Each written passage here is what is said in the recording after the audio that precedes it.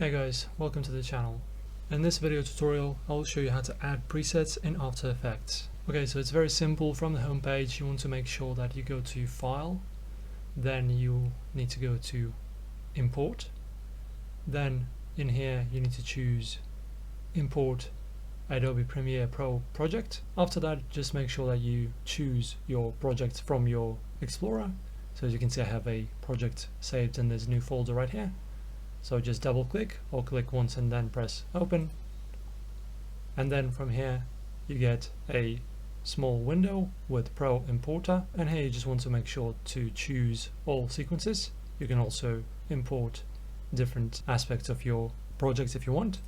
Also you can import audio, then just press OK, and your newly imported project should appear in the Reasons tab. Also, the second way to import your presets is by going to your documents.